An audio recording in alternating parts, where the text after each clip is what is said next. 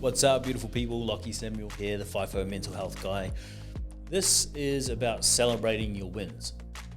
And the reason this comes up is because one of the big issues I see on site at the moment, especially with COVID, right? You've got all these different industries where businesses are closing down, and mining has just a ton of work. Haven't been up until this point able to get interstate travelers over to fill that void and to beef up the numbers. So we've had bartenders, people working at hotels, all different sorts of industry, retail coming into mining and FIFO. One of the big industries is you've got these greenies coming in who have for the most part been brought up just like I have with, I don't know if you remember, if you had it here over in New Zealand, Bebo, and then MySpace, and then jumping into Facebook, and then now with TikTok, Snapchat, all the rest of it, right? Even for me, it's LinkedIn. So you've got these greenies who are coming in who are so used to instant gratification, they can post something and immediately have someone tell them how amazing they are.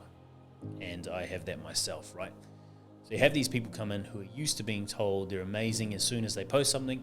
Then you have these old heads who have been entrenched in the industry for a long, long time, who are so used to only giving feedback through banter and generally attacking someone. So it's obviously that's going to be a clash, right? And so these greenies, because they meet these old heads and it's like, shit, give me attention, please give me attention. And it's like, piss off. I don't want to give you that attention. There's this divide, the separation where this person becomes super needy, crosses those boundaries and crowds this person, right? And this one pulls away, and maybe they get more attacking, more resentful, more frustrated, and make this person feel worse and worse and worse, right? So what I've realized in that interaction is if both sides of that coin, the greenie and the old head, could celebrate their win, celebrate what it is that they're doing well, acknowledge it first and then celebrate it, then this person here could do that for themselves internally. They wouldn't have to rely on external validation. They wouldn't have to rely on the old head topping them up with those compliments, making them feel like they're good enough, because they could do that within themselves. And for this old head, if you can celebrate your own wins, if you can acknowledge what you're doing well, then generally you tend to have the ability and the capacity to do that for someone else, right? And it's not this yuck, awkward interaction.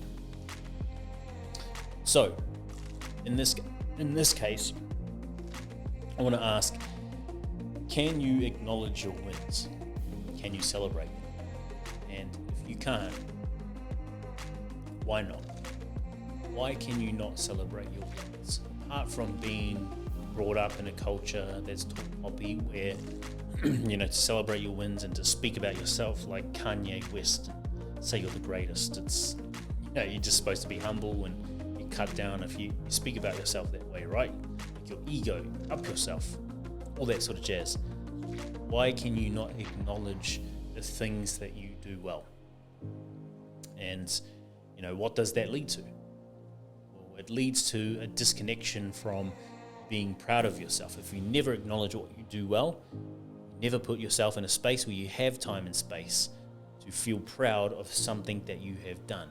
Because at the end of the day, if you put time, effort, and energy to learning how to do something, and then time, effort, and energy into doing something well, you deserve to feel proud of that, right? And if you don't have pride in yourself, you're likely going to cut other people down when they express pride, or you're going to become a shell of yourself, isolate, disconnect from other people, and disconnect from pleasure, from joy, from everything else that comes with that.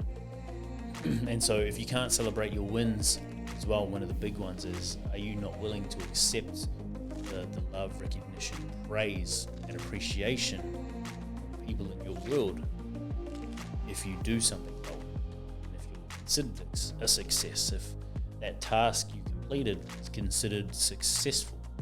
Are you not willing to accept and embrace what comes off the back of doing something well, comes off the back of winning, right? An achievement. So for a lot of people, maybe it's a self-worth thing. Maybe you're brought up in an environment where you had very little self-worth.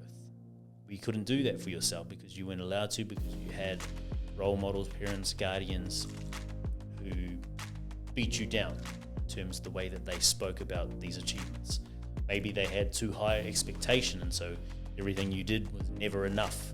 So now you have this expectation of yourself where you set goals, and even though you achieve them, it's never enough because you always have to move on to the next thing, keeping yourself in this perpetual cycle, right? So how can you create space to look at the things that you've done well?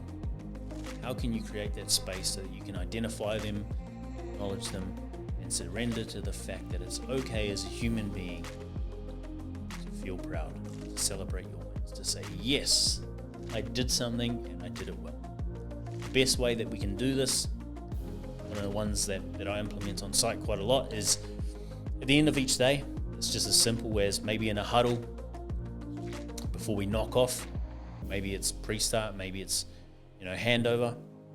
In a huddle or by yourself with a journal, whatever, it's just saying, hey, what are the 3 things that I did well today? And what are the 3 things that I get to improve? The language around that is really important. What do I get to improve instead of what are the things that I fucked up? What I get to improve is that software engineer mentality where everything is an obstacle that has a solution rather than an obstacle that we use to punish ourselves with, right? So what are the 3 things that I did well today? Just list those and look at them like, fuck yeah, I did that. What are the 3 things that I get to improve? Change the language around what many would consider mistakes and turn those into lessons to learn. So again, can you acknowledge your wins? Why not? What does it lead to? If you can't acknowledge your wins for you and the people around you, and then how can you create space to identify that and to work on it so that you allow that into your life, and ultimately if you allow that into your life, you spread that through the lives of the people that you connect with, the people that you love and care about. Cheers.